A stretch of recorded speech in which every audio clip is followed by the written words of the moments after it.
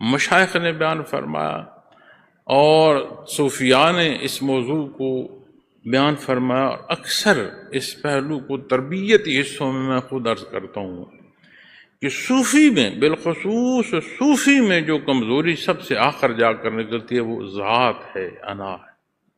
شیطان یہ نہیں کوشش کرتا اب جو نفل پڑھ رہا ہے وہ فرض کیسے چھوڑے گا، جو صدقات نافلہ دے رہا ہے وہ زکوٰۃ کیسے چھوڑ دے گا، وہ اپنی انہی عبادات میں رہے گا،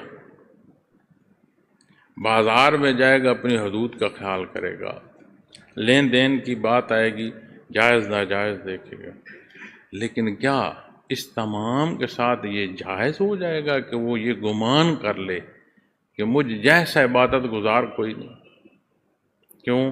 انا کی تقویت۔ تو کیا وہ حدیث شریف یاد نہیں ہے؟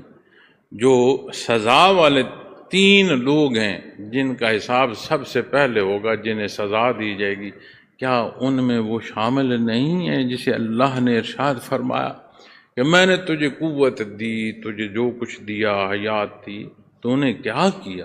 عرض کرے گا بار اللہ تو نے حیات دی، تو نے قوت دی، میں نے ساری زندگی تیری عبادت میں صرف کر دی، وہ قوت، یہ وجود، یہ عطا ساری میں نے تیری عبادت میں صرف کر دی۔ تو کیا اللہ نہیں ارشاد فرماتے؟ تو چاہتا تھا کہ لوگ تجھے عبادت گزار کہیں، اور لوگوں نے تجھے کہا تو بڑا نیک ہے، صاحب ورع و تقویٰ ہے، اب تیرا یہاں کوئی حساب نہیں، سزا ہو جائے۔ تو یہ وہ حصے ہیں جن کا خیال ہمیں اپنی اس زندگی میں رکھنا ہے جس پر حساب ہونا ہے، اس زندگی سے پہلے حساب نہیں۔